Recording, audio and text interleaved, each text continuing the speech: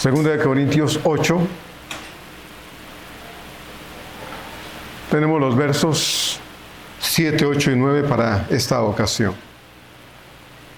Segunda carta de Pablo a los Corintios, capítulo 8, versos 7, 8 y 9.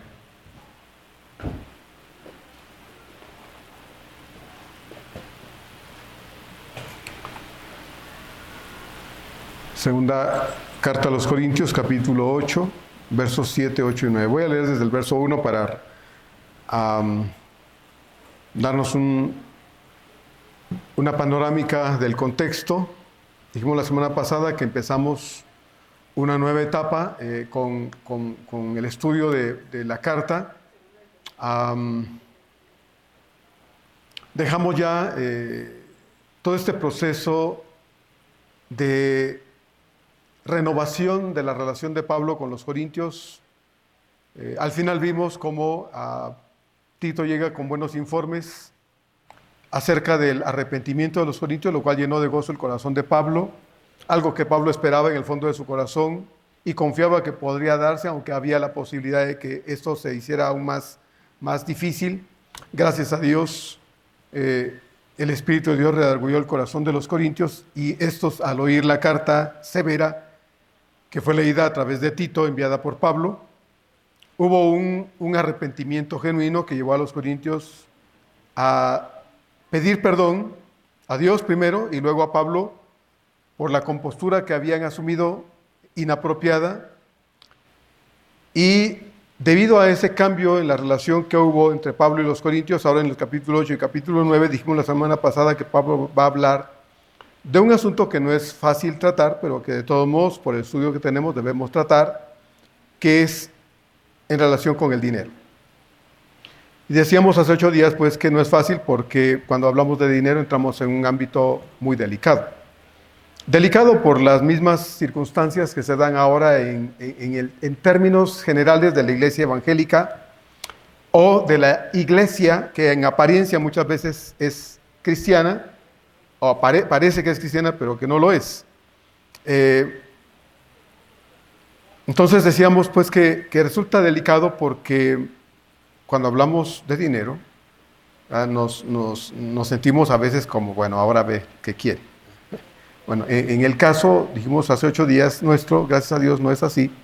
Es un tema que no tocamos casi, a menos que a veces la situación se dé, o como en este caso que estamos estudiando el texto verso a verso, llegamos a la parte en la que no podemos brincarnos estos 2 capítulos, ¿verdad? Sino que los tenemos que estudiar y lo hacemos obviamente con el mismo respeto que lo hemos hecho hasta ahora, desde el primer verso del capítulo 1 de la primera carta hasta el verso 6 de la semana pasada del capítulo 8 de esta segunda carta. Y tenemos que hablar, decíamos, pues porque finalmente parte de la enseñanza de Dios para nosotros es también este aspecto del dinero y debemos hacerlo. No vamos a retomar lo que vimos hace 8 días porque no es la ocasión para ello. Sin embargo, sí podemos decir que hablar de finanzas en función del sostenimiento de la obra de Dios siempre va a traer conflictos, ¿verdad? Porque muchas veces hemos tenido malas experiencias con esto. Hermanos que a veces vienen de otras iglesias en donde ha habido este abuso, ¿verdad? En donde sí ha habido este abuso de parte del pastor o de quien sea, nos pone siempre como a la defensa, ¿verdad? No, ya sacó el peine. Ya. Algún día íbamos a oír de esto aquí tal vez, a ver qué dice. No tratamos esto porque tengamos el interés, le decía hace 8 días, de quitarle algo, no. Nuestro interés basado en la Escritura es que aprendamos y en función de lo que aprendemos tomemos decisiones, porque aquí no forzamos a nadie a dar lo que no quiere dar, ¿verdad? Si no quiere, no da. Y decíamos hace 8 días que aportamos para la obra de Dios de manera voluntaria porque creemos que hay una correcta administración de los bienes de Dios, ¿verdad? Todo lo que hay aquí es de Dios, incluyendo el dinero. Y afortunadamente, en este caso, yo no meto las manos, ¿verdad? Se ha nombrado un titular para esta área de la iglesia y la iglesia regularmente en reuniones administrativas decide qué hace con el dinero de Dios, porque no es nuestro, es de Dios. Cuando usted y yo damos nuestras ofrendas o nuestras aportaciones, llamémosle diezmos, dádivas, como usted lo quiera llamar, cuando usted y yo lo entregamos, ya es de Dios, ¿verdad? En todo caso. Y Dios decide a través de la iglesia cómo es que ese dinero se usa. Así es de que gracias a Dios, porque podemos, yo les decía la semana pasada, vernos a los ojos en términos de este aspecto, porque nada tenemos que ocultar y nada nos avergüenza en ese sentido. Entonces, damos gracias a Dios porque hemos aprendido esto y seguiremos aprendiendo para, en todo caso, siempre, hermanos, hacer las cosas de manera correcta como iglesia. Como ya vimos la semana pasada, la generosidad es una característica que todo creyente en Cristo debiera estar imitando de su Señor siempre, ya que cuando nuestro Señor vino a este mundo, fue capaz de dejar su gloria eterna y su lugar de honor al lado del Padre para venir a este mundo de tanta pobreza para poder ofrecernos, mediante su sacrificio en la cruz, la más grande de todas las riquezas que jamás hombre alguno podría obtener por sus propios medios, nuestra gran salvación eterna. El tema de esta reflexión es, más que hablar de Él, el amor verdadero se demuestra. Más que hablar de Él, el amor verdadero o el verdadero amor se demuestra. Ahí en Santiago, capítulo 2, versos 14 a 17, Santiago dice estas hermosas palabras. Santiago 2, 14 y 17 dice, hermanos míos, ¿de qué aprovechará si alguno dice que tiene fe y no tiene obras? ¿Podrá la fe salvarle? Y si un hermano o una hermana están desnudos y tienen necesidad del mantenimiento de cada día, y alguno de vosotros le dice, id en paz, calentaos y saciaos, pero no le dais las cosas que son necesarias para el cuerpo, ¿de qué aprovecha? Así también, dice Santiago, si no tiene obras, la fe si no tiene obras es muerta en sí misma. Dios en su esencia, hermanos, en su naturaleza eterna es bueno.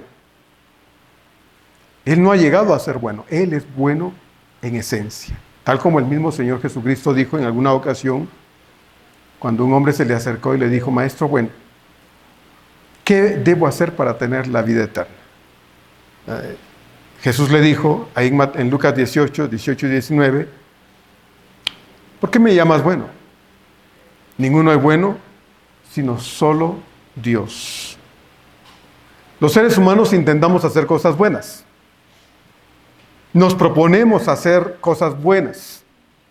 Pero en el fondo, siempre vamos a tener una motivación errada. Y si no era en principio, lo va a hacer en ese proceso, ¿ya? Equivocar las razones por las que muchas veces hacemos algo que beneficie a alguien, que haga bien a alguien, que dé provecho a alguien. Pues porque podemos arrepentirnos, ¿verdad?, de haberlo hecho, de haberlo dado, qué sé yo. A diferencia nuestra, Dios siempre ha actuado a nuestro favor, porque lo que Dios, hermanos, hace, lo que Él hace, lo mueve a hacerlo el amor genuino, desinteresado e incondicional y santo que siente por nosotros. A Dios no se le ocurre hacer algo, no, Dios ya lo tiene todo planeado, de modo que cuando Él hace algo en nuestro favor, cuando Él obra a nuestro favor, es resultado de un plan de amor para nosotros. Dios no actúa intempestivamente. Dios todo lo tiene planeado. Vimos la semana pasada cómo los creyentes de la región macedónica, donde estaban las iglesias de Tesalónica, Filipos y Berea, creyentes que vimos la semana pasada, hermanos, geográficamente estaban muy golpeados por la economía tan lastimada que vivían por diversas razones, entre ellas la guerra, los impuestos, la persecución y otras cosas. Estos creyentes pobres, vimos cómo se esforzaron, hermanos, y de entre sus carencias personales, porque si los creyentes en la región de Judea, en Jerusalén, estaban cruzando por un tiempo muy difícil y estaban teniendo hambre, imagínense los creyentes de Macedonia. Dijimos que estos creyentes, comparados tal vez con los de Jerusalén, estaban o igual o peor. Pero estos hicieron un esfuerzo sobrehumano y pudieron participar generosamente juntando una ofrenda económica para los creyentes en Jerusalén, de modo que Pablo se ve en la obligación de tomarlos y decirle a los corintios, miren, si ellos pudieron, ellos que están amolados en términos mexicanos, ¿verdad? Están amolados, están muy, muy lastimados económicamente, podría pensarse, pues, ¿cómo le van a hacer ellos si quisieran ayudar? Bueno, lo hicieron. Bueno, si ellos que están en esa condición pudieron de alguna forma ayudar y juntar una ofrenda generosa para los creyentes en Jerusalén, ustedes, en la posición económica en la que están, porque los corintios estaban en una ciudad, hermanos, de mucho auge económico, sus muchos negocios, la mucha actividad financiera que había en Corinto hacía que la gente en Corinto tuviera suficientes recursos. Pablo dice, bueno, si estos creyentes macedonios tuvieron la oportunidad y se esforzaron y trajeron abundantemente, ustedes se esperaría que lo hicieran aún mucho mejor. Pablo ha mencionado esta particularidad Macedonia, no para compararlos, y eso se dijo hace 8 días también, no para compararlos, sino para ponerlos de ejemplo a los creyentes en Corinto y servirles de motivación, porque teniendo los medios, ellos podían entonces ser más generosos ahora que tenían la oportunidad para hacerlo. Y es que tal vez no siempre tenemos oportunidad para hacer algo bueno, ¿verdad? Para hacer algo que beneficie o bendiga a alguien. No siempre. Y muchas veces cuando tenemos la oportunidad simplemente la dejamos pasar, ¿verdad? Y tal vez pensamos en cosas incluso hasta absurdas que nos impide dar, que nos impide cumplir con el deseo de nuestro corazón. Y hablábamos la semana pasada, por ejemplo, con respecto a la obra de Dios. La obra de Dios requiere recursos, ¿verdad? Porque esto, hermanos, aunque lo compró la iglesia, les decía hace 8 días, y les costó muchos millones hace años atrás, si usted lee allá afuera antes de entrar hay un rotulito que dice propiedad federal. De acuerdo a la ley, esto se tuvo que donar a la federación. Ahora el dueño es el gobierno federal. Pero aquí estamos y Dios nos lo permite. Y cualquier cosa que se haga dentro de las instalaciones de nuestro templo, hermanos, pues generalmente no nos van a regalar las cosas, ¿verdad? Siempre van a tener un costo, ¿verdad? Si las sillas ya no nos gustan, un día van a decir, hermanos, ¿por qué no cambiamos las sillas? Ya no nos gustan, bien incómodas, ¿no? Y alguno va a decir, pues compremos otras sillas más cómodas. Bueno, ¿de dónde van a salir los recursos? Cada mes, cada bimestre tenemos que pagar el agua, la luz. Tenemos gastos generales, regulares de la iglesia, que no se pagan, como dice en mi tierra, en un juego que dice con cascaritas de huevo güero. No vamos con billetitos de esos que compramos en la papelería, ¿verdad? De 500 y pagamos con esos papelitos, ¿verdad? Sin valor. No. Cada moneda, cada peso que usted deposita para la obra de Dios se distribuye en los diferentes gastos que la iglesia siempre tiene, ¿verdad? Siempre. Oramos porque le pedimos a Dios que también seamos colaboradores con la obra convencional. No lo hemos hecho, pero queremos un día, hermanos, retomarlo, porque somos parte de una convención nacional. Y esta convención a su vez tiene sus propios gastos porque sostiene misioneros. Misioneros nacionales que trabajan en donde usted y yo no vamos a ir nunca a predicar el evangelio, y misioneros que se han ido al extranjero para poder predicar el evangelio en otro país, y a los que la convención nacional, con las ofrendas que todas las iglesias en todo el país aportan, ayudan para sostener a esos hermanos que están en el extranjero. Aparte de eso, la convención hace muchas otras cosas. Entonces, como le digo, hermano, ¿de dónde van a salir los recursos si la iglesia no da? Si usted y yo como creyentes nos guardamos de dar lo que tenemos y decimos, no, yo no doy. Bueno, podemos decirlo, porque al fin y al cabo, como he estado diciendo, y vuelvo a repetir, no tiene la obligación de dar. Damos porque creemos en que la obra de Dios requiere de mi participación. Y porque creo con todo mi corazón que lo que damos todos están siendo bien usados los recursos para la gloria de Dios. Entonces, no me pesa dar, no me duele dar, porque creo que las finanzas son lo más sanas posibles, de modo que cuando yo deposito mis ofrendas, cada vez que las entrego, estas van a ser bien usadas para la gloria de Dios. Entonces, Pablo dice en el verso número 7, por tanto, dice Pablo, como en todo abundáis, en fe, en palabra, en ciencia, en toda solicitud y en vuestro amor para con nosotros, abundad, dice también entonces, también en esta gracia. Pablo es muy cuidadoso ahora para no dar la impresión de que los que lo atacaban y acusaban de ser interesado en que quería algo y sacar algo de la iglesia en Corinto, tenían razón. Pablo es muy cuidadoso de no permitir que la gente que había pensado así y había metido estas ideas absurdas en el corazón y la mente de los corintios tenían razón. Por lo que Pablo, hermanos, es sabio y con mucho tacto, ¿sí? Habla acerca de estos asuntos financieros sin ir directamente al asunto en primera instancia. Es muy cuidadoso Pablo, porque uno no se puede dar el lujo, hermano, simplemente de dar la idea de que, a ver, dígame ya, sin tanto rodeo, ¿qué quiere? ¿Verdad? No queremos nada. Honestamente no. Yo les he dicho muchas veces, no nos interesa lo que usted tiene. No nos interesa nada de usted. Por eso cuando le buscamos y le visitamos por alguna buena razón, y nos ofrece a veces un vaso de agua y a veces ni siquiera eso recibimos. Y no por orgullo, hermanos, no por soberbia, no porque si me ofreciera una coquita pues se la aceptaría, pero un vaso de agua. No es soberbia, no es orgullo, no es desdén, no. Es respeto. Es permitirnos la oportunidad de tener una relación en la que usted sabe que cuando le buscamos a usted, no algo de usted. Eso es lo que procuramos y lo que queremos. Y como Pablo diría en la primera carta, cuando él habló acerca de, ustedes saben, hermanos, que cuando estuvimos entre ustedes, nunca les exigimos que nos dieran nada, porque queríamos que nuestro orgullo, dice Pablo, acerca de ser suficientes o dependientes de Dios, pero no de ustedes, no nos sea quitado. Lo que Pablo nunca quiso dar a entender es que, a ver, hermanitos, ya nos estamos reuniendo, ya hay unos cuantos aquí reunidos, somos la iglesia. A ver, hermanita, fulano, van a dar 100 pesos cada uno. Y eso va a ser para mí. Jamás hizo Pablo eso.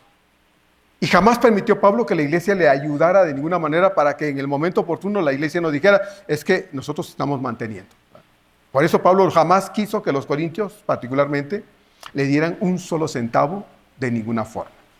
Pablo quería demostrarle a los corintios que cuando llegó a la ciudad de Corinto, años atrás, había llegado por el interés genuino de participarles, de anunciarles el mensaje de salvación. El resultado de que los corintios hubieran conocido a Cristo fue una vida cambiada, una vida transformada. Ese fue el resultado. Y ahora que los corintios se habían conformado, o en Corinto se había conformado una iglesia sólida, una iglesia creciente, una iglesia numerosa, Pablo no aprovechó de ninguna forma esa ocasión para decir, ahora sí, denme. No, jamás quiso, jamás. Y Pablo puede decir, como yo dije hace un momento, hermanos, podemos hablar viéndonos a los ojos, porque jamás ha habido de mi parte ninguna forma de extorsión o de querer sacar provecho de la relación que tengo con ustedes. Así es que Pablo era muy cuidadoso y muy sabio al volver a tomar este asunto acerca del dinero.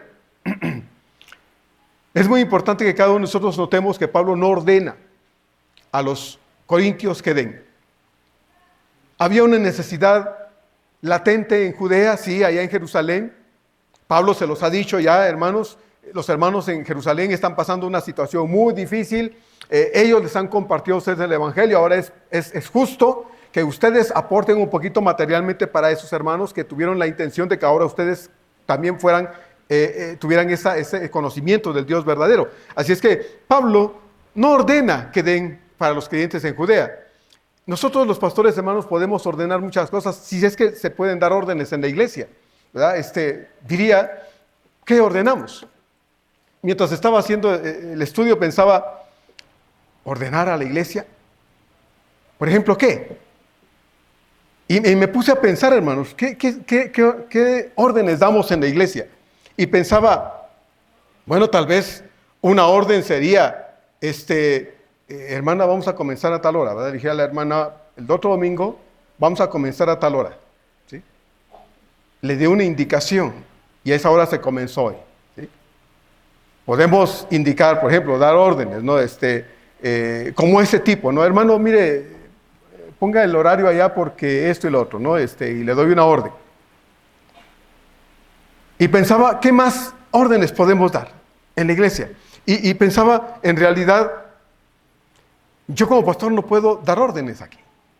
Porque yo podría decir, hermanos, les ordeno que esta semana todos lean 20 capítulos de la Biblia. ¿Le parecería a usted que yo le ordenara eso? O que yo le dijera, como pastor, hermanos, esta semana vamos a ayunar el lunes, el miércoles y el sábado. Esa es la orden pastoral. Se va a ordenar, se va a ayunar el lunes, el miércoles y el sábado, de tal hora a tal hora. Esa es la orden. Bueno, usted podría decir, pues sí. O podría ordenarle, en todo caso, o pretender ordenar. Hermanos, aquí todos diezman. Todos diezman. Bueno, doy la orden. Pero una cosa es dar una orden y otra es que se lleve a cabo. ¿Verdad? Que se lleve a cabo. Porque en ciertos aspectos, como miembros de la iglesia podemos pensar, el pastor no me puede ordenar cuánto puedo leer de la Biblia. El pastor no me puede ordenar cuándo puedo ayunar. ¿Sí? El pastor no me puede ordenar que dé para la obra de Dios. ¿Esos asuntos qué son? Bueno, son voluntarios y de decisión personal. Se ha estado promoviendo por ya algunas semanas la lectura de la palabra de Dios. Se sugirió al principio que todos los que quisieran entrar en este programa de lectura semanal, pudiésemos el domingo siguiente en un papelito que siempre se reparte o se ha estado repartiendo, poner sin nombre simplemente el número de capítulos que usted leyó. ¿Por qué se hizo así? Bueno, pues porque no queremos hacer sentir a nadie obligado a hacer algo que no quiere hacer. ¿Sí? Si usted leyó esta semana y leyó 10 capítulos, bendito sea Dios. Tal vez la semana pasada no leyó ni uno, esta semana leyó 10. ¿Sí? Ya es ganancia, ¿no le parece? Bueno, eso es lo que estamos tratando de promover. Una necesidad sincera y espontánea para leer la palabra de Dios. Hacernos un espacio en el día de 24 horas para dedicar un momento para leer un capítulo o unos versículos de un capítulo y mañana tal vez completar ese capítulo y ya tener uno leído. Y tener el domingo para informar que leí uno por lo menos. Pero aquí por lo menos los hermanos no han leído siquiera uno, han leído más de uno. Entonces lo que hacemos es sugerir, es promover, es dar ideas, es opinar. Es tratar de convencer, de modo que lo que hacemos lo hagamos de corazón en respuesta a Dios en las cosas que estamos tratando que en la iglesia se lleven a cabo. Pero no podemos ordenar, ¿sí? Pablo no está ordenando aquí, no está diciendo, hermanos corintios, ahora sí, ahora van a dar. No, Pablo no está diciendo nada de esto. Entonces, aquí no se dan órdenes, más bien tratamos de convencer y conciliar con cada uno de ustedes, para que estando de acuerdo ustedes conmigo, podamos entonces de mejor ánimo, hermanos, con una mejor disposición, hacer algo, involucrarnos, asistir, aprender, obedecer al Señor, y como en este caso, hermanos, estar dispuestos por convencimiento personal, y en mis notas lo tengo con letrotas, convencimiento personal, ayudar en el sostenimiento de la obra local. Pero nunca, hermanos, vamos a meterle la mano en la bolsa a nadie y decir, no, hermano, mire, usted sí trae. No. Nunca lo hemos hecho y nunca lo vamos a hacer. Nunca. Es como la ilustración de aquel pastor, ¿verdad? Y pongo de ilustración a un pastor también, que dice, Señor, dice, es tiempo de dar lo que es tuyo. Agarró el dinero, lo empacó en varios manojitos y dijo, lo que agarres es tuyo, y lo tiró al cielo. No hacemos eso. No hacemos esas cosas, hermanos, locas, absurdas, sino determinamos en nuestro corazón qué es lo que queremos darle a Dios, incluyendo el aspecto y el área de nuestras finanzas. Podemos ser generosos o podemos ser mezquinos. Podemos dar de lo que nos sobra o podemos dar con generosidad como la viuda, ¿verdad? Aquella que dio con generosidad todo lo que tenía. Entonces Pablo no ordenó a los corintios que dieran, que aportaran económicamente y que hicieran lo mismo que los macedonios. No ordenó. Más bien procuró llevarlos por el camino del convencimiento y retomó un asunto que ya había tratado en la primera carta, en el capítulo 12, en relación con los dones espirituales, con las capacidades espirituales que los corintios tenían. Ya había quedado claro, pero ahora retoma algunos aspectos en el capítulo 12 de la primera carta, y Pablo vuelve a insistir en ello. Dice, pues hermanos, ustedes saben acerca de la gracia de Dios, ¿verdad? Que se ha dado a las iglesias de Macedonia. Como dijo en el verso 1, las iglesias macedónicas habían sido generosas a pesar de sus limitaciones. Ahora, en el capítulo 8, verso 7, Pablo dice, bueno, como en todo abundáis, ustedes también han sido enriquecidos, dice Pablo, en muchas cosas. Aquellos fueron enriquecidos con un corazón generoso, con un corazón dispuesto a dar. Ustedes, dice Pablo, fueron enriquecidos con muchas cosas muy importantes. Fueron enriquecidos con fe, con palabra, con ciencia, en toda solicitud. Y dice, y en vuestro amor para con nosotros. Ahora dice Pablo al final del verso número 7, abunden también en esta obra de aportar, de dar, de compartir con los hermanos que padecen necesidades. La palabra que Pablo usa aquí para fe, en el verso número 7, no indica específicamente una fe que salva. Es distinta a la fe que salva, la fe que sostiene. La fe que salva es aquella que Dios pone en el corazón de las personas y despierta en el corazón de la gente para poner su confianza en Dios y saber que Él les puede perdonar, les quiere perdonar y les quiere dar perdón y vida eterna. Pero la fe que Pablo está diciendo aquí que los corintios tienen abundantemente es la fe que sostiene. La fe que experimentamos todos los días, en confianza, en seguridad, en tranquilidad, acerca de que ese Padre que tenemos, hermanos, está al cuidado de nosotros y que nunca nos va a dejar. Esa fe que es seguridad y confianza en la vida de todos los días es la que Pablo dice que abunda en el corazón de los corintios. Y no solo abunda la fe, Pablo dice también que también abunda, dice, la palabra. Esa expresión indica aquí la capacidad de saber, de entender y conocer perfectamente bien, hermanos, el mensaje del Evangelio de Jesucristo. Cuando Pablo habla acerca de, ustedes saben estas cosas, las entienden bien, las conocen bien, Pablo está diciéndole a los corintios que el tiempo que ellos tienen de ser creyentes, que han pasado yendo al templo, aprendiendo las cosas, oyendo acerca de la obra salvadora de Cristo, ha quedado tan metida en su mente, tan marcada en su mente y en su corazón, que ellos entienden, saben a la claridad perfecta, hermanos, todo lo que tiene que ver con la obra salvadora de Cristo.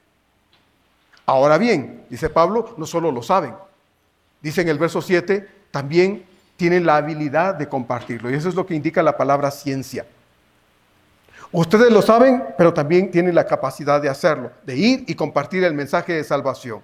Es interesante aquí que, bueno, cuando Pablo habla de que ellos conocen el mensaje de salvación y tienen la habilidad para compartirlo, está diciendo que es una iglesia que se ha dedicado específicamente, hermanos, a la predicación del Evangelio. En una ciudad como Corinto, donde los problemas y de inmoralidad y de conducta en general en los ciudadanos corintios era tan pervertida, obviamente se necesitaba de creyentes seguros acerca de su salvación, convencidos acerca del amor de Dios, que fuesen y predicaran el Evangelio. Eso es lo que Pablo está diciendo. Por eso él cita estos aspectos aquí en el verso número 7 de este capítulo 8. Él dice, Pablo, ustedes tienen el conocimiento, pero no solo saben las cosas, también tienen la capacidad de compartir el mensaje de salvación. Diría, hermanos, que es lo mismo que pasa con nosotros en este tiempo. La capacidad que tenemos muchos de nosotros, hermanos, para entender el mensaje de salvación nos debe o nos debería de impulsar estar hablando de Cristo permanentemente, ¿verdad? Todas las veces posibles. Este país está tan necesitado, hermanos, de la gracia de Dios, del amor de Dios, de la misericordia de Dios, que deberíamos preocuparnos de ayudar a otros a encontrar y experimentar el amor de Dios. Hoy en la tarde vamos a estar orando por nuestra patria, ¿verdad? Espero que nos quedemos para poder tener un buen tiempo de oración, pero, hermanos, tenemos a nuestro alrededor siempre personas necesitadas de Dios. tal vez cercanas a usted, un familiar suyo, un compañero suyo, un amigo muy íntimo de usted que no conoce a Dios.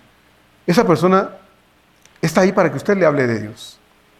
Usted tiene el conocimiento igual que los corintios. Pero también Dios ha puesto en usted el interés, yo creo que sí, y la preocupación porque esa persona o esas personas conozcan de Dios. ¿Qué tiene que hacer? ¿Qué va a hacer? Hermano, honestamente no lo sé. Puedo sugerirle cosas. Yo le he dicho en algunas ocasiones, invite a esas personas a su casita a tomarse un cafecito, una rebanada de pastel, pero dígales cuál es la razón de ello. No es solo tener un rato social, sino hablarles del amor de Dios. Si es su familia, aparte de orar, procure hablarles de Dios todas las veces que sea posible, porque es importante que sus familiares, hermanos, experimenten el amor bendito de Dios en su vida, porque es urgente. Usted y yo tenemos a Cristo en el corazón, y si ahorita, hermanos, nos muriéramos todos nosotros acá, todos nos iríamos a la patria celestial. Pero esas personas que están a nuestro alrededor y no lo conocen, están en una rayita de peligro eterno, ¿sí? Si se mueren, se van a ir sin Dios a una eternidad de sufrimiento sin fin.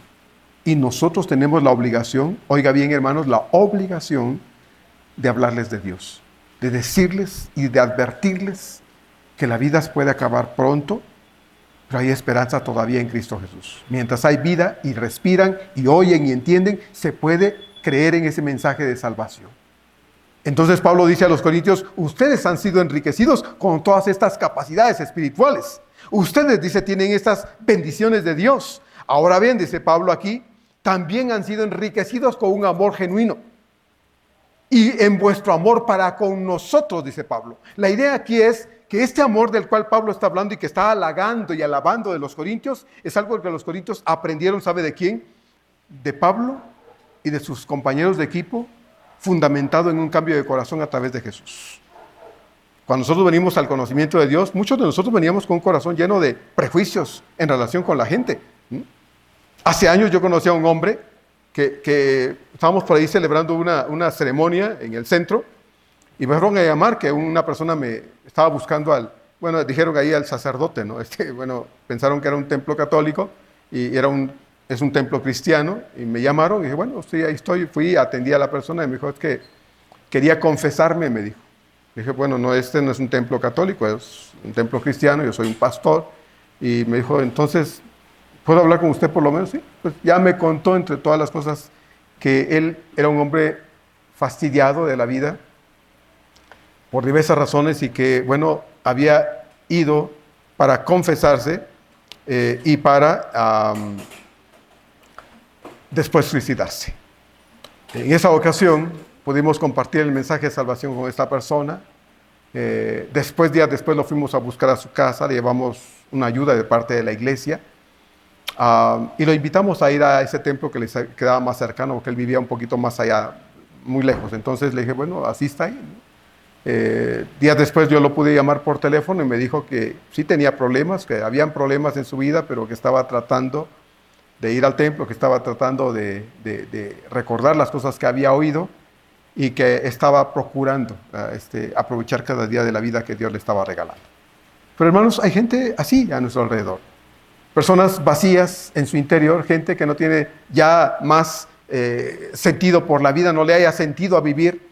Y nosotros, hermanos, tenemos la bendición de poder ayudarles a encontrar a Jesús. Cuando esa gente viene al conocimiento de Dios, todo ese odio que trae muchas veces en el corazón, hermanos, ¿verdad? Todas esas malas experiencias que han producido una barrera hacia las demás personas, Dios lo cambia, ¿sí? Y pone amor verdadero, porque cuando Dios llega a nuestro corazón, el amor que es Dios llega a nuestra vida y entonces nos habilita, nos capacita para amar. Pablo dice, ustedes dicen nos aman a nosotros. Y ese amor que hay de ustedes hacia nosotros no nació de ustedes, Cristo lo puso ahí. Y yo, dice Pablo, alabo ese amor y doy gracias a Dios por ese amor que ustedes tienen hacia nosotros. Ahora bien, dice Pablo al final del verso número 7, entonces, yo los invito, dice Pablo, a que ustedes abunden ahora en otra gracia. En esta gracia de ser generosos por amor a sus hermanos en Jerusalén. Verso número 8, dice Pablo entonces, no hablo, dice entonces, como quien manda, sino dice para poner a prueba por medio de la diligencia de otros también la sinceridad del amor vuestro. Otra traducción dice así de este verso 8, no os digo esto como una orden, sino que estoy probando la autenticidad de vuestro amor, incluso por la diligencia de otras personas. Ahora bien, debe estar claro que Pablo sí tenía toda la autoridad que un apóstol, hermanos, solía tener dentro del contexto de la obra de Dios. Pablo era un apóstol de Cristo, acuérdese. No era de los 12, obviamente. No fue llamado por Jesús juntamente con los otros 12, ¿sí? Pero Pablo fue llamado posteriormente como apóstol del Señor, como un abortivo. Así es que Pablo tenía toda la autoridad de un apóstol de Jesucristo. Pero esta autoridad que Pablo tenía, hermanos, oiga bien, no era dominio, control, superioridad, señorío o sentirse propietario y dueño de la iglesia de Jesucristo. No era esto. Y eso es lo que muchas veces la gente de hoy, los dirigentes de la iglesia, de muchas iglesias hoy, sienten y creen que es su posición con la iglesia del Señor. Se enseñorean, creen que son dueños, mandan, hacen lo que se les da la gana con la iglesia del Señor. Esto no es lo que Pablo está diciendo cuando habla de autoridad. La palabra autoridad tiene que ver aquí en el sentido de las Escrituras. A través de la enseñanza de Dios, a través de la palabra de Dios, a través del consejo de Dios, Pablo asume esa posición de autoridad para enseñar, para predicar, para cuidar, para amar, para dirigir a la iglesia del Señor, pero no para ser Señor de la iglesia. El Señor de la iglesia es solo uno, hermanos, y es Cristo, ¿sí? Él es el Señor de la iglesia. Todos nosotros somos servidores, somos sirvientes de Cristo, ¿sí? Mis obligaciones como pastor son distintas a las suyas como miembro de la iglesia o como líder de la iglesia. Pero todos somos servidores de Cristo. La autoridad que Pablo sí tenía estaba fundamentada en las Escrituras, en las enseñanzas del Señor a través de su palabra y por medio de ellas en la forma como Pablo enseñaba, predicaba, cuidaba, amaba a los creyentes de Jesús. ¿Reconocían los corintios la autoridad de Pablo? Ahora sí. Acuérdense que lo que vimos en la primera carta, y por lo menos en los primeros 7 capítulos de la segunda carta, es que Pablo está tratando de ayudar a los corintios a reconocer que él está allí no porque quiso, sino porque Dios quiso que estuviera en Corinto de acuerdo a los planes de salvación de Dios. Pablo llegó un día a Corinto y predicó el evangelio ahí. Ellos escucharon el mensaje de salvación, lo oyeron y lo creyeron con todo su corazón. Así es que la presencia de Pablo no se debió a que Pablo quiso estar ahí. Pablo llegó porque Dios puso en su corazón que estuviera en Corinto. Así es que, claro que los corintios ahora podían de nuevo reconocer la autoridad apostólica de Pablo.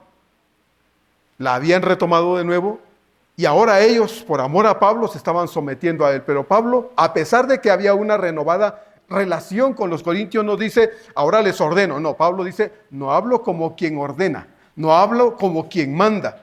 Aunque sí tenía esa autoridad y el derecho para mandar, no lo hace, hermanos, como dije hace un momento, y menos en este asunto relacionado con el dinero de los corintios. No.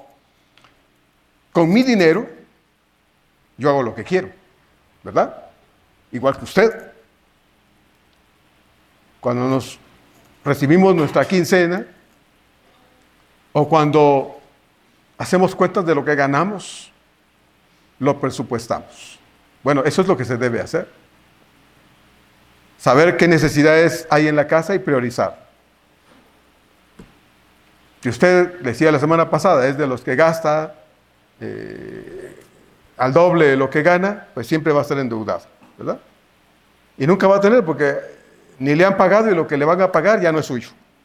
Es del carnicero, del panadero, del paletero, del panadero, de todos, menos suyo. Entonces necesitamos administrar nuestros recursos para que haya suficiente, incluso, como dice alguien, hasta para el guardadito, ¿verdad? Echarle al cochinito un poquito para poder tener para los imprevistos que nunca faltan, ¿sí? Siempre hay cuestiones, si no es tal vez con ustedes, con alguien cercano a usted que pudiera ser necesario aportar financieramente. Así es de que necesitamos ser sabios en la correcta administración de nuestros recursos, de modo que lo que tenemos nos pueda alcanzar para lo que necesitamos, para lo que requerimos.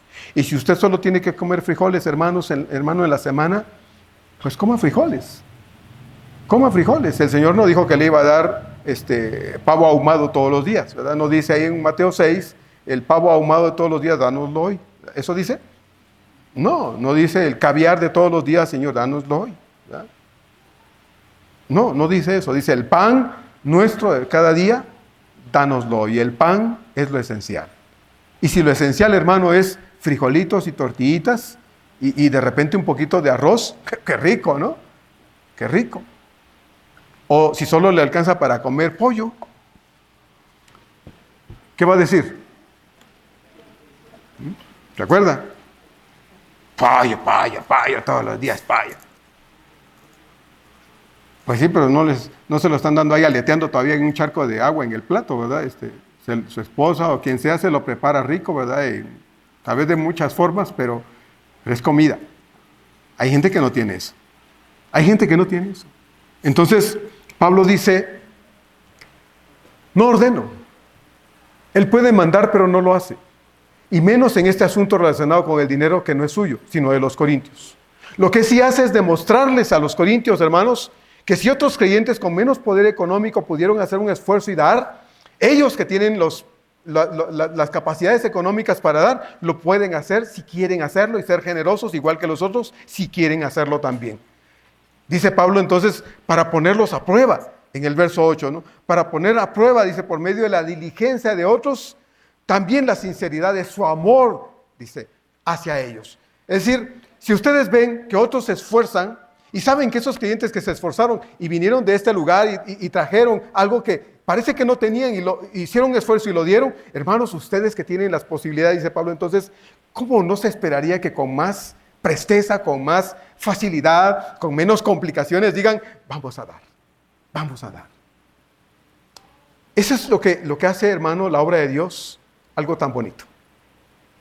Eso es lo que hace la obra de Dios, y el participar en la obra de Dios cuando lo hacemos, algo delicioso.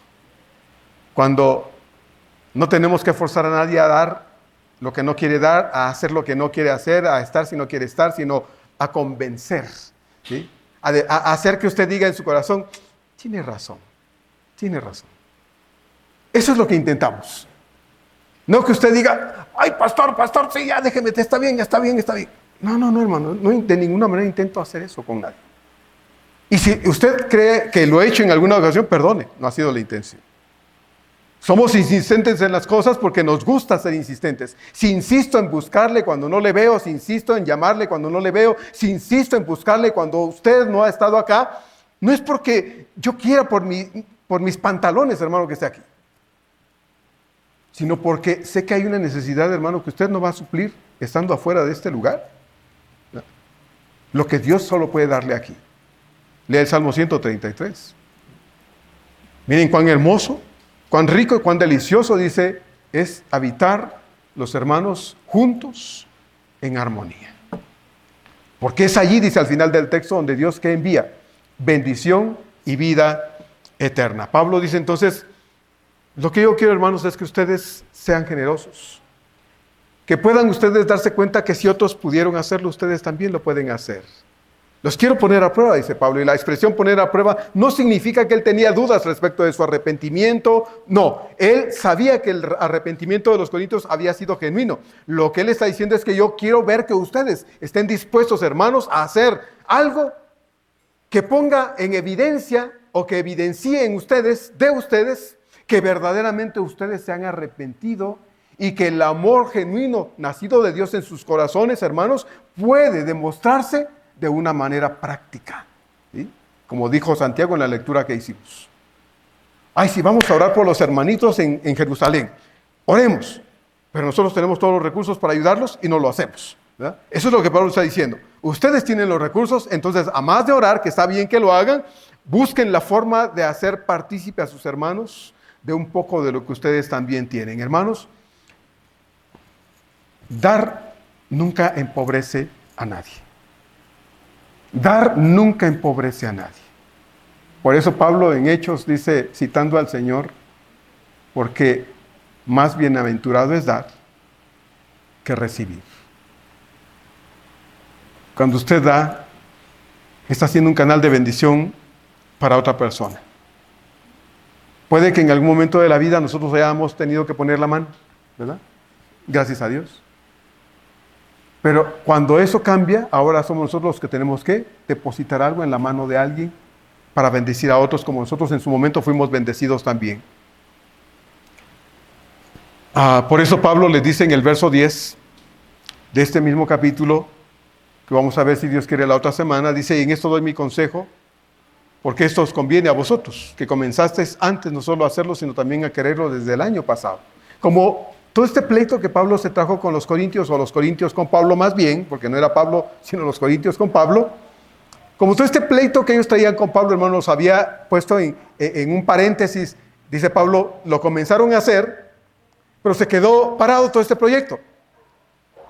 Como se pusieron en una posición de pleito con Pablo, dice Pablo, entonces ya no siguieron previendo este aspecto de juntar el dinero para mandarle a los hermanos. Imagínense, hermano, esto, dice Pablo, fue desde el año pasado.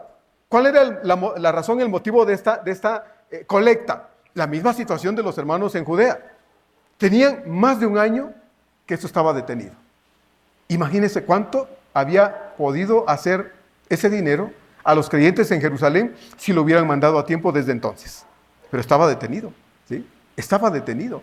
Nosotros, hermanos, muchas veces detenemos la bendición a otros a veces por egoísmo. Después, luego.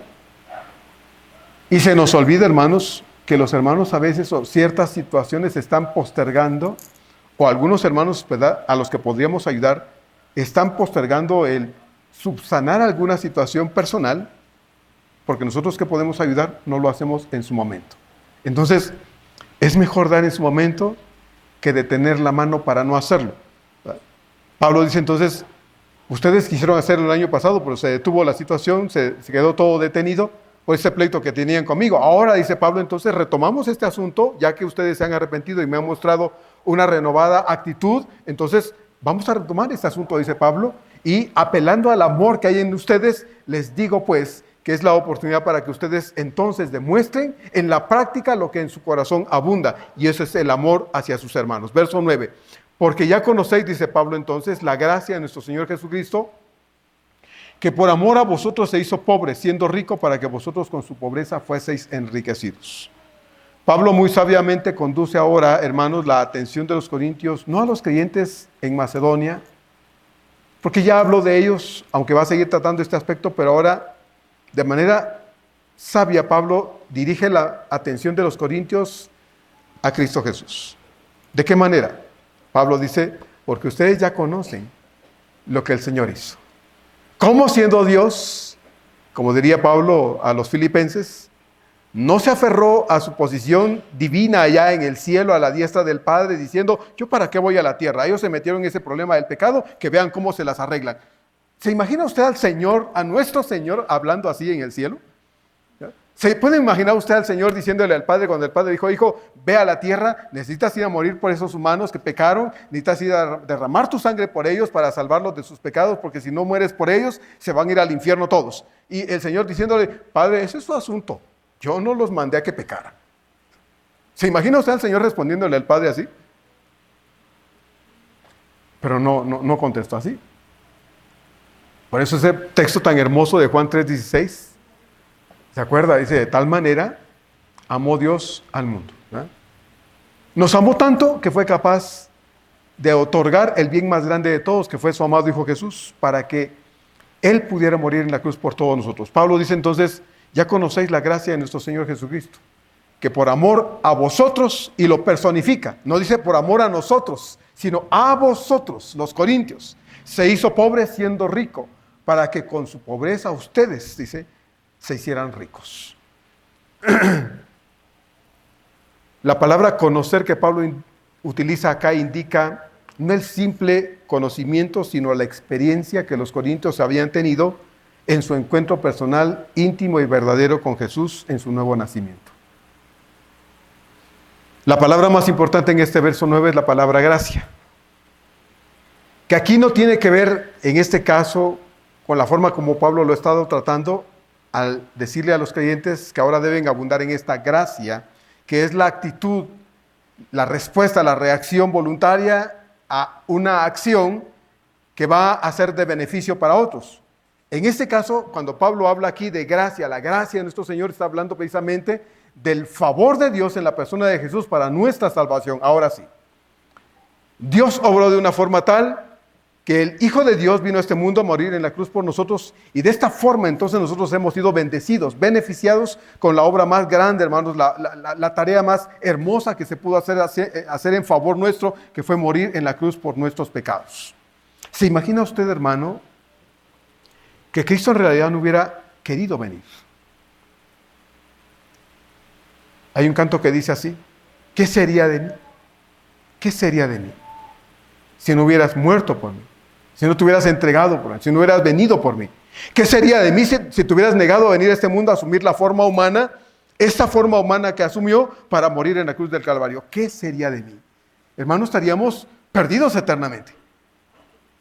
Pero eso es lo que Pablo quiere hacerles ver a los creyentes corintios, que ellos fueron enriquecidos al venir Cristo a este mundo haciendo el milagro, llevando a cabo el milagro más grande de todos, que fue morir en la cruz del Calvario. No tenía que hacerlo, pero quiso hacerlo. Se entregó voluntariamente por nosotros y vino a la cruz del Calvario para que nosotros tuviésemos, igual que los corintios, la oportunidad de conocerlo y ser salvados, rescatados de nuestra condición de pecado y de la muerte eterna en la que nosotros estábamos viviendo. Los corintios sabían perfecta y sinceramente bien estas cosas, así que Pablo no hace otra cosa sino recordarles que este Cristo en el que ellos creían de todo su corazón y quien había perdonado todos los pecados de todos ellos, hermanos, habiendo sido ellos enemigos del Señor, ahora les había bendecido y enriquecido eternamente con el bien más grande y más, no sé cómo llamarlo, más valioso de todos: el perdón de sus pecados y la vida eterna. Sí, como usted lo oyó. Mire, el bien más grande que usted, si es hijo de Dios, tiene, no es su casa, hermano, aunque le haya costado mucho. No es su esposo, no es su esposa, no son sus hijos, no es su papá, no es su mamá. No es el dinero que tiene guardado. El bien más grande tampoco es la vida que usted disfruta todos los días. El bien más grande no es nada de este mundo. El bien más grande está en su corazón, hermano.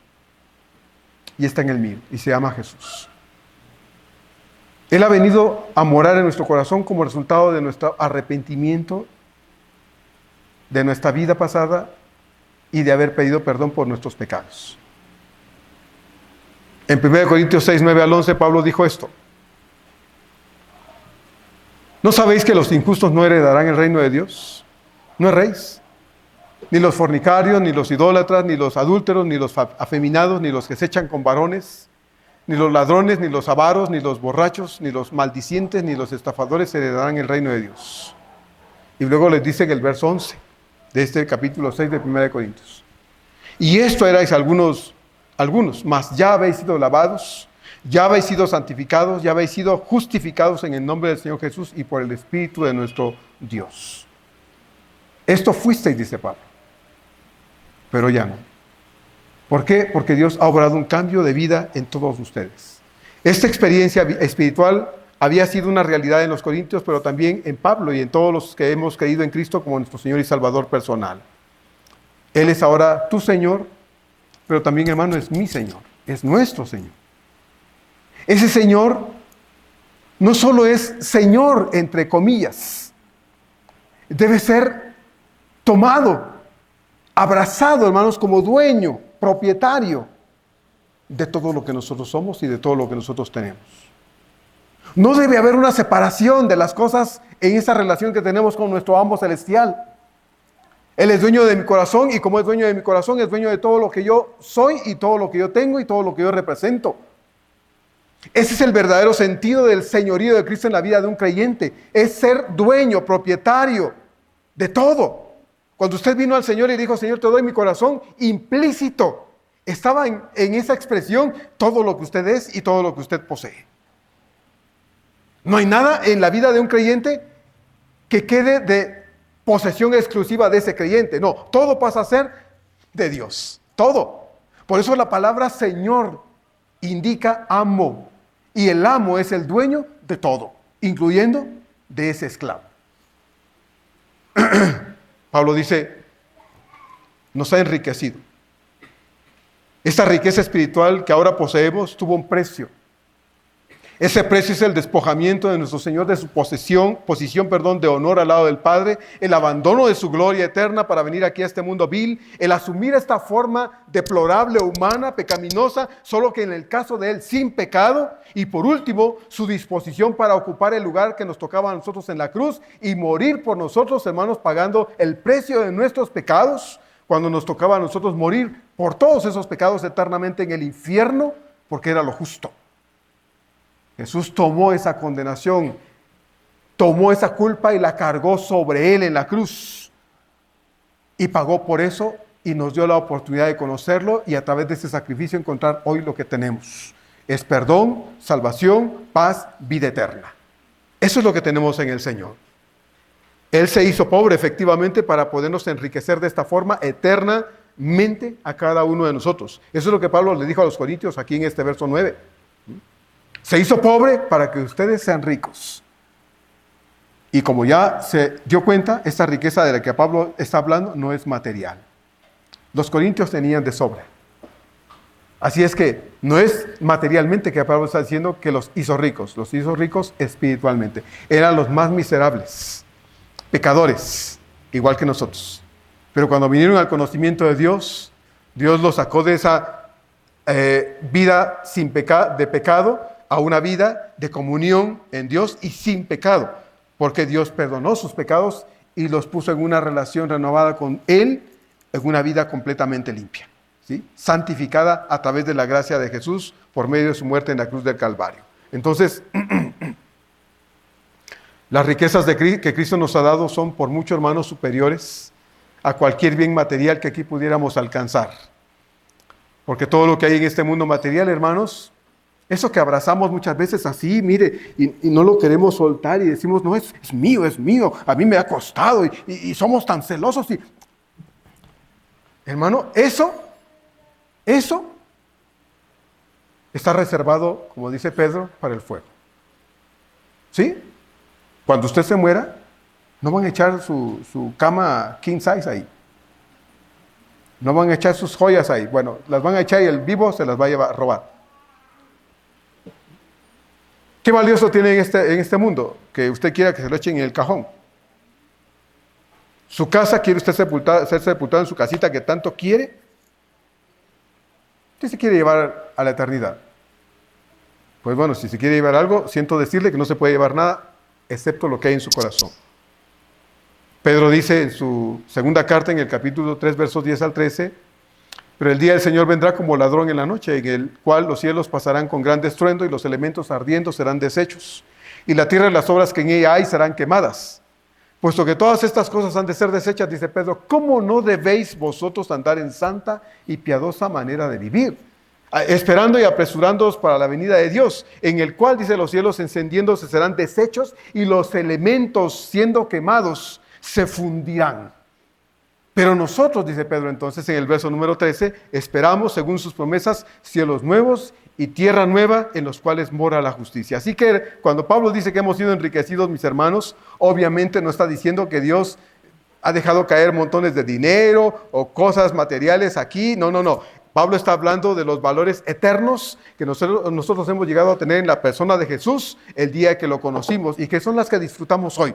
Usted podrá estar enfermo, podrá estar ya en una situación terminal por alguna situación de enfermedad o sin saberlo está próximo a morirse, ¿verdad? Y algunos nos van a cafetear muy pronto, hermano, y no lo sabemos. No lo sabemos. Pero lo más hermoso que tenemos está aquí. Y eso nadie nos lo va a quitar. Eso nos lo dio Dios. Nos pertenece para toda la eternidad. Así es que Pablo es muy sabio y muy cuidadoso para no hacer pensar a los corintios que él persigue algo material. Él persigue el dinero de ellos. Quería que ellos entendieran que si el mismo Señor había sido capaz de despojarse de mucho para venir a darles su perdón y la salvación, ahora ellos podían, en imitación sincera de su Señor, hacer lo mismo con sus hermanos en Judea.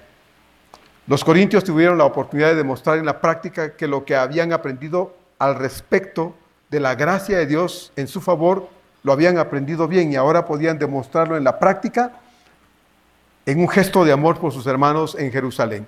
obediencia. Es lo que Pablo está llamando a los corintios a vivir. Obediencia. Al final Dios quiere obediencia de todos nosotros. Como en Lucas 10, cuando un hombre se le acercó y le dijo, ¿quién es mi prójimo? El Señor le contó la historia del buen samaritano y al final el Señor le dice en el verso 10, ahora ve tú, el verso 37, ahora ve tú, dice, y haz lo mismo. Hermanos, aquí en el reino de Dios, en este ámbito del reino de Dios, no basta con saber y entender. Si usted está aprendiendo las Escrituras, si usted está creciendo en las Escrituras, entonces no basta con que usted sepa y entienda. El siguiente paso es hacer. Igual que el intérprete de Lucas 10, el Señor también nos dice, ahora ve tú y haz lo mismo. ¿Ya lo sabes? Ahora hazlo. ¿Sabes qué es amar? Ve y hazlo. ¿Sabes qué es ser generoso? Ve y hazlo. ¿Sabes por qué yo me hice pobre para enriquecerte a ti? Ahora ve tú y practica lo mismo con otros hermanos, con otras personas. Haz lo mismo y haz bien a otros. En el reino de Dios, hermanos, no basta con saber y entender. No, ustedes y yo necesitamos también, como este intérprete de la ley, ir y hacer. Que al final es lo que Dios quiere de todos nosotros. Vamos a seguir hablando de esto si Dios quiere, así es de que no agotamos el tema. Vamos a orar. Amado Señor, gracias porque nos das la bendición de poder estudiar este texto de tu palabra. Estamos, Señor, en un tema delicado, lo sabemos, yo lo sé, pero mi intención, Señor, no es sino enseñar para que, Señor, nosotros podamos tomar decisiones correctas a la luz de lo que entendemos, porque la obediencia, Señor, a lo que tú nos enseñas, sin duda alguna, es lo que quieres y lo que esperas de todos nosotros. No es solo que sepamos y entendamos las cosas. Si nos quedamos hasta ahí, Señor, nos quedamos cortos y no se cumple, no se completa el proceso. Lo que tú quieres, Señor, ahora que hemos oído y entendido, es que vayamos y hagamos. Así es que, Señor, la decisión es de cada uno de nosotros. Permítenos, Señor, ayúdanos más bien, Padre, a hacer lo correcto, a tomar buenas decisiones y a desear ser imitadores de ti como hijos amados. Te lo pedimos en el nombre precioso de Cristo Jesús. Amén. Amén.